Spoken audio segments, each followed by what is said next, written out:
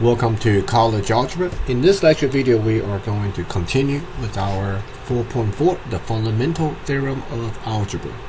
So I'm going to show you another set of questions on the homework. Okay, multiple steps. So let's see. Consider the following function. Factor the polynomial completely. So this particular problem is already a factor, so I'm good with step number 1. Step number 2, find the degree and the y-intercept. So for step number 2, degree, if we kind of think about the multiplicity here, 4 plus 5 plus 1, that would mean my degree of the polynomial got to be 10. Alright. And then we need to find the y-intercept as well. Y-intercept means find the y value when x equal to 0. So imagine if I plug in 0 here, 0 here, 0 here. All I'm going to end up is 1 to the 4th times negative 3 to the 5th times negative 2. So let's give that a try. 1 to the 4th is still going to be 1. Times negative 3 to the 5th times negative 2 to the 1st.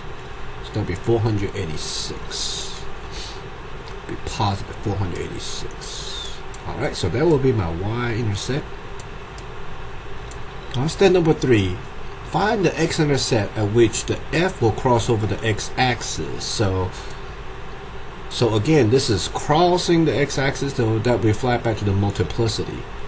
So the odd multiplicity is the one that will cross over the x-axis. So if I set x minus 3 equal to 0, x equal to 3. You know what? Let me put this up here. Alright, this one will be x equal to 2 if I set equal to 0. And this one will be x equal to negative 1. So the multiplicity odd is where my function will cross over the x-axis. Write the intercept as ordered pair, so that will be 3, 0 and 2, 0. So these two x-intercept is where my graph will cross. Step number 4, find the 0 at which the function flattens out. Okay, let me show you what that means on the graph. It means flatten out.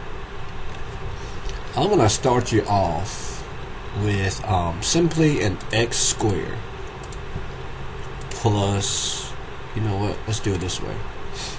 Alright, what I want is on the x and y axis, I want you to see the bottom of my u.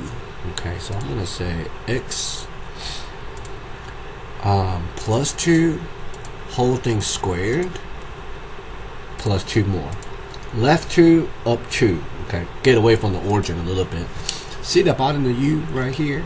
Okay, more kind of rounded. So flatten out means this bottom gets a little bit flatter. Okay, it's not as round like a U shape. So flattens out means the part where the multiplicity is even. So I moved it away from the axis so you can actually see what I mean by flatten out. So imagine now I were actually raising it to the 4th power. Okay, 4th power. So that bottom, that U, more flattens out.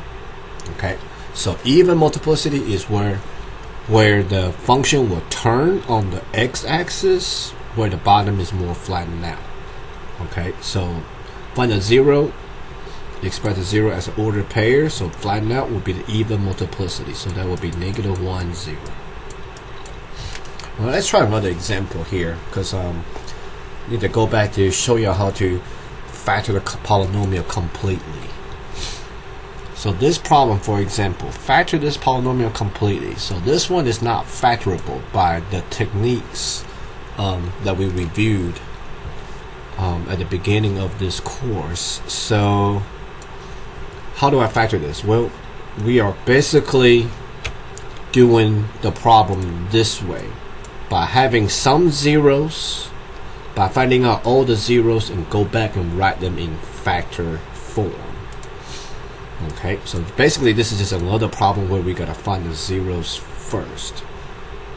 So let's give it a try. I'm gonna do my P over Q thing, because this time my Q is 3. Alright, the factors of P.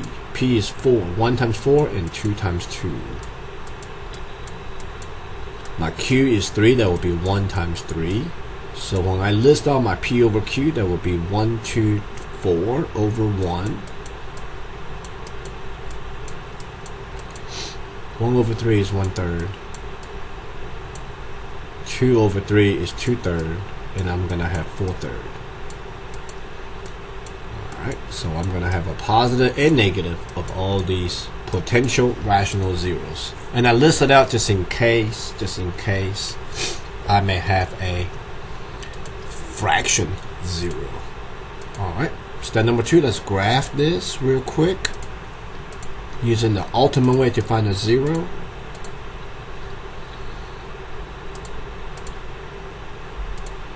Minus 5x minus 4. So let's see how many times. That's a turn right there. That's a cross. So what did I turn that? At -1. So basically I have a 0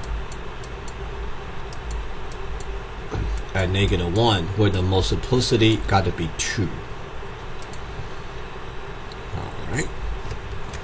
Now if I look here between 1 and 2, the y value changing the sign. So that means I'm going to have a fraction. I may have a fraction 0 here. Well, I'm going to have a fraction 0. It cannot be the irrational 0 because irrational 0 come in conjugated pairs. If I turn 1, that means my next 0 has a multiplicity of odd number 1 because it cross over there. So this is a positive number. I'm going to check 4/3. Why do I check 4/3? Because 4/3 is between 1 and 2. So let's see, 4/3. Yep, 4/3. So there we go. All right. So if I want to factor this, move this over. That will give me f of x equal to x plus 1 times, here we go, x equal to 4/3. Remember, when we're trying to get x by itself, the last step we do is divide both sides by the coefficient. So if we do it backwards, that means times both sides by 3 first. That will leave me with 3x equal to 4. So now I'm going to move my 4 over back in the fact and put it back in the factor form. That would be 3x minus 4. Alright, multiplicity on the -1 is 2. On the 3x minus 4 or the 0 4/3 is 1. So that's factored completely. Alright, step number 2, find the degree and the y-intercept by looking at the function. Degree is 3.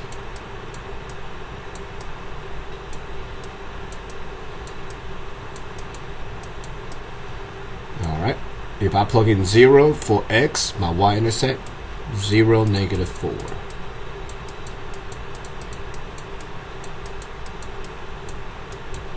Alright, step number 3, find the x-intercept which the function cross over the x-axis. We say to cross over the x-axis at 4/3. Write it as ordered pairs, so that will be 4/3, comma 0. Alright, find the 0 at which the function flattens out. It flattens out at even multiplicity, so that will be at -1, 0. And I'm not you know what I'm saying, when I graph it, it can't really tell it flattens, but it does a little bit. Alright, so that's all we have to do for this problem. Let's try another one. Okay, same thing. You know what? I'm gonna skip over this one because I don't think we ever done an x to the 6th power before. Let's do this one. Okay, this one is pretty big exponent. So q is 1, so I can go ahead and graph this. Since my potential rational 0 is going to be all integers, so I'm going to get certain ones right off the bat.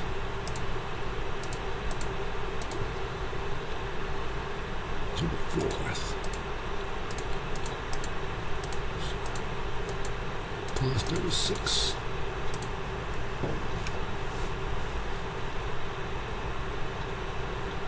One, two, three, four. Uh-oh. Yeah. When this goes up, once that goes up, I think that's it. I should cross over. Well, I'm not turning anywhere. Okay, it's all crossing 4 times. So my the other 2 0 could potentially be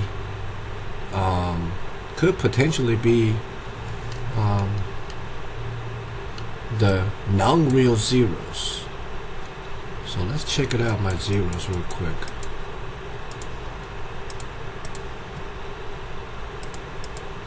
Alright, -3, -1, -3, -1.